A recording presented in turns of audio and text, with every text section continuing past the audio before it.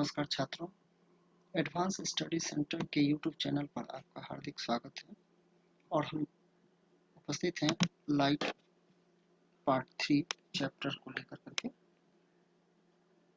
यानी कि लाइट के तीसरे खंड को मैं यहाँ पर डिस्कस कर रहा हूँ। और इस खंड में हम लोग देखेंगे स्फेरिकल मिरर के जो विभिन्न भाग होते हैं, पार्ट्स होते हैं, उसके बारे में। अभी तक हम लोग पार्ट 1 में light, regular reflection, irregular reflection के बारे में अध्ययन किया था। सेकंड पार्ट में हम लोगों ने इमेज के बारे में अध्ययन किया था। और तीसरे भाग में स्फेरिकल मिरर के विभिन्न भागों के बारे में अध्ययन कर रहे हैं। जैसा कि हम लोगों ने देखा था कि स्फेरिकल मिरर दो तरह का होता है, पहला कॉनकेव मिरर और दूसरा कॉन्वेक्स मिरर। जैसा कि इस पिक्चर में आप देख पा रहे हैं, concave mirror and convex mirror. Concave mirror का जो रिफ्लेक्टिंग एरिया होता है, सरफेस हो जाता है, वो इनर भाग होता है, जबकि कॉन्वेक्स मिरर का वो जो होता है आउटर भाग होता है। अब सबसे पहले हम लोग को इसमें देखना है कि सेंटर ऑफ कर्वेचर। जैसे देखिए, इस फिगर को देख करके आप खुद समझ लीजिए, और उसके बाद में फिर जो है आपको डिफिनेशन करने में काफी आसानी होगी। सेंटर ऑफ कर्वेचर क्या होता है? तो सेंटर ऑफ कर्वेचर जो है, ये जो मिरर है, दोनों के दोनों मिरर, कॉन्केव मिरर और कॉन्वेक्स मिरर, दोनों के दोनों किसी न किसी गोले का ही एक पार्ट होता है। और उस गोले का जो सेंटर होता है, वही सेंटर कॉनकेव मिरर और कॉन्वेक्स मिरर का सेंटर ऑफ कर्वेचर कहलाता है। मेरे ख्याल से बातें एकदम क्लियर है। कॉनकेव मिरर और कॉन्वेक्स मिरर, जिस गोले का भाग होते हैं, उस गोले का सेंटर उस मिरर के लिए सेंटर ऑफ कर्वेचर होता है। तो एक बार हम इसको डिफिनेशन देख लें किस तरह से होगा। The reflecting surfaces of A spherical mirror form A part of sphere. जो स्फेरिकल मिरर का जो रिफ्लेक्टिंग सरफेस है, वो किसी न किसी स्फीयर का भाग होता है। इट हैज सेंटर, और उसके पास एक सेंटर होती है, which is known as center of curvature denoted by C। तो मेरे ख्याल से बच्चों आप लोगों के लिए एकदम साफ क्लियर है कि what is centre of curvature. आप कहेंगे कि सर ये चौथा नंबर ही डेफिनेशन सबसे पहले क्यों बताया? क्योंकि ये जो है बहुत जरूरी था और सभी डेफिनेशन को समझने के लिए। अब आता है सेंटर ऑफ कर्वेचर के बाद में सेकंड आता है मेरा फोकस। देखिए, मैं फोकस का जो है एक अलग जो है डेफिनेशन देने की कोशिश करता हूँ। ये जो है क्या हुआ कि ये कॉनकेव मिरर है, और यहाँ पर जो ये लाइट्स जो है ये आ रहे हैं, और आने के बाद में परावर्तन होने के बाद में ये एक बिंदु पर मिल रहे हैं। वही कॉन्वेक्स में क्या हो रहा है कि ये जो लाइट्स है ना, वो डाइवर्ज हो गए, और ये सब के सब लाइट्स लगते हैं कि एक पॉइंट पर यहाँ पर यहीं से आ रहे हैं, यानी कि यहीं पर मिलता हुआ प्रतीत होता है। तो ये इसका क्या बन गया? फोकस बन गया। अब इसी चीज को, जो ये घटना यहाँ हो रही है दोनों कॉनकेव और कॉन्वेक्स मिरर में, इसको सब में पिरो देना है, हो जाएगा डेफिनेशन। तो क्या होगा definition? When lights falls onto the spherical mirror, then after reflection, these rays meets at a point or appear to meets at a point. This point known is focus। एकदम क्लियर है कि जो भी प्रकाश की किरणें दर्पण पर आती है, मिलती है, तो सारे जो है प्रकाश की किरणें परावर्तन के बाद एक बिंदु पर मिलती है अथवा मिलती हुई प्रतीत होती है, और यही बिंदु दर्पण के लिए क्या कहलाता है? फोकस कहलाता है। तो हम लोगों ने दो डेफिनेशन देख लिया।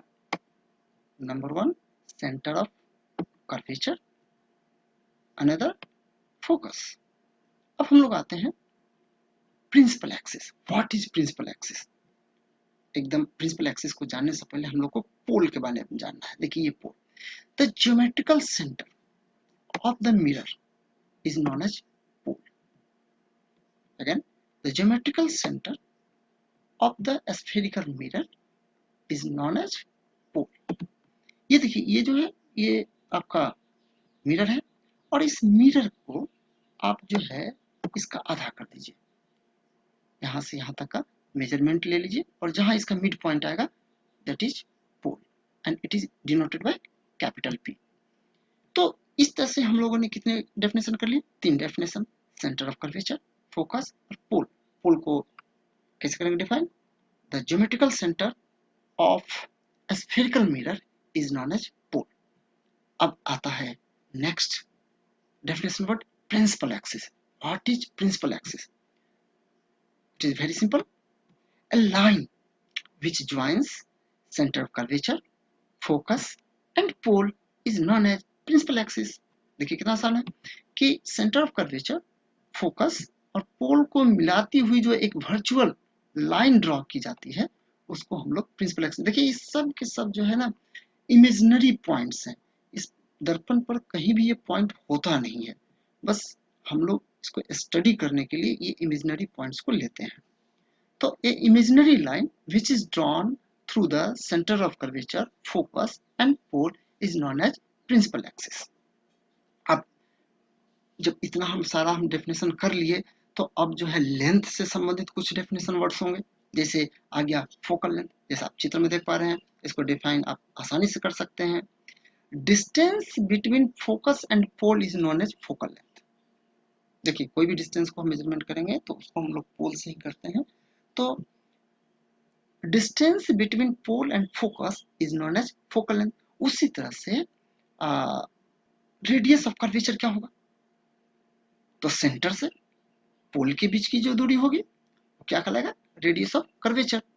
तो a distance between pole and centre of curvature is known as radius of curvature. The separation between the pole and the center of curvature is known as radius of curvature.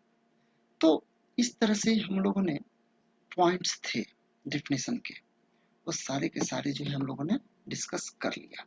अब एक points और बचा हुआ है, aperture. The width of the reflecting spherical surface is known as aperture. अब aperture को थोड़ा सा यहाँ ध्यान दीजिए। यहाँ देखिए, यहाँ से लेकर के यहाँ तक जो है यही जो है रिफ्लेक्टिंग सरफेस है, यहाँ से लेकर करके यहाँ तक। तो ये क्या कहलाएगा? इसका अपर्चर कहलाएगा। इसमें क्या होगा? यहाँ से लेकर के ये आउटर लेयर, यहाँ से लेकर करके यहाँ तक जो है वो रिफ्लेक्टिंग सरफेस है। ये जो रिफ्लेक्टिंग सरफेस होगा ये इसका क्या कहलाएगा? अपर्चर कहलाएगा।